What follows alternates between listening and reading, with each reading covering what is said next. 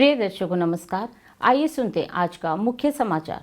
Cell Rourkela इस्पात संयंत्र द्वारा टारपीडो लैडल कॉल में एक नया राष्ट्रीय बेंचमार्क स्थापित। सेल आरएसपी के आरएसई विभाग के नवीनीकृत सम्मेलन कक्ष का उद्घाटन और सेल आरएसपी की शाबाश पुरस्कार योजना के तहत एयर कंडीशनिंग विभाग के कर्मचारीगण पुरस्कृत। अब समाचार विस्तार से। सेल राउरकेला इस्पात संयंत्र आरएसपी ने टारपीडो लैडल कॉल के क्षेत्र में भारत के सभी इस्पात संयंत्रों के बीच अपने क्षेत्र में सर्वश्रेष्ठ बनकर एक नया राष्ट्रीय मानक स्थापित किया है।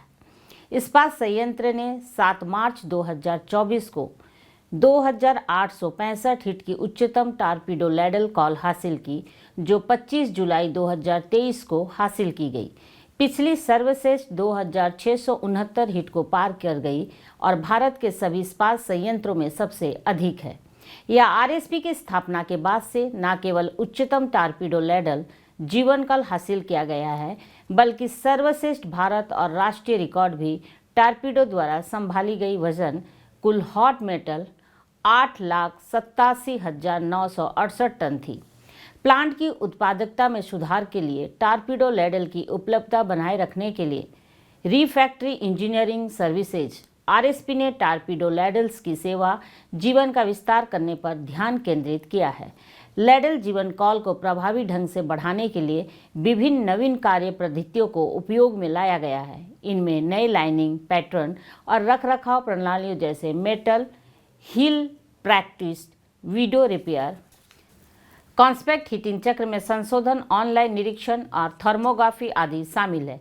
इसके अलावा नियमित लैडल निरीक्षण और थर्मल प्रोफाइल पर अध्ययन से सामान्य और खास मरम्मत के लिए समय सारणी बनाने में मदद मिली। संभावित खतरे वाले क्षेत्रों का पता लगाने के लिए प्रत्येक हिट के बाद थर्मल स्कैनिंग की गई, जबकि टारपीडो के जीवन काल को बढ़ाने के लिए जब भी आवश्यकता पड़ी तब रखरखाव किया गया। परिणाम स्वरूप टारपीडो लैडल 8 पिछले सर्वश्रेष्ठ रिकॉर्ड को पार कर सका और 8,87,968 टन हॉट मेटल ले जाने के बाद 7 मार्च 2024 को 2865 हिट के जीवन काल में इसे डीब्रिकिंग के लिए ले जाया गया। सेल राउरकेला इस्पात संयंत्र के रिपेयर शॉप इलेक्ट्रिकल विभाग में 8 मार्च 2024 को एक समारोह आयोजित किया गया।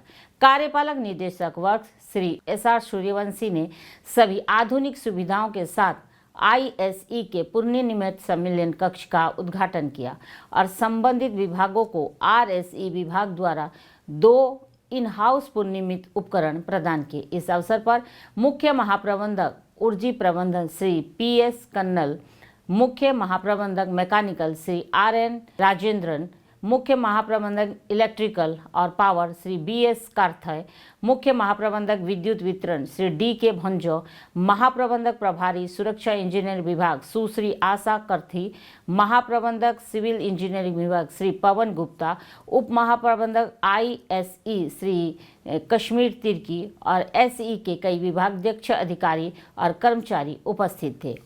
कार्यक्रम के दौरान बोलते हुए श्री सूर्यवंशी ने नए पुनर्निर्मित सम्मेलन कक्ष को आकार देने और लागत प्रभावी साधन के माध्यम से संयंत्र की आवश्यकता को पूरा करने में विभाग के प्रयासों की सराहना की।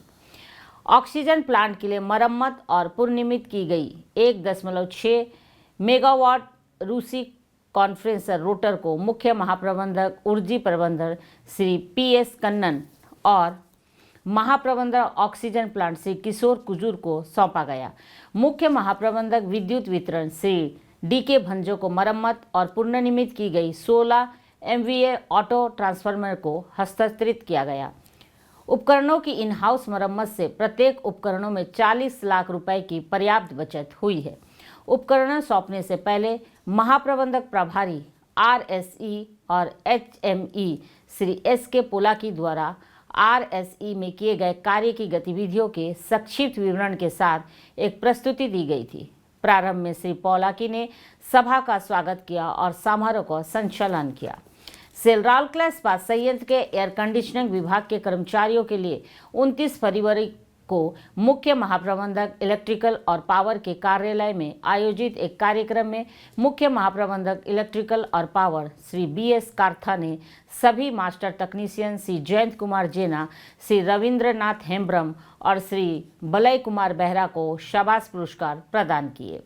इस अवसर पर महाप्रबंधक प्रभारी AS श्री M मिंज, महाप्रबंधक AC श्री शाश्वत रंजन पति और सहायक महाप्रबंधक AC सुश्री के हेम्ब्रम उपस्थित थे।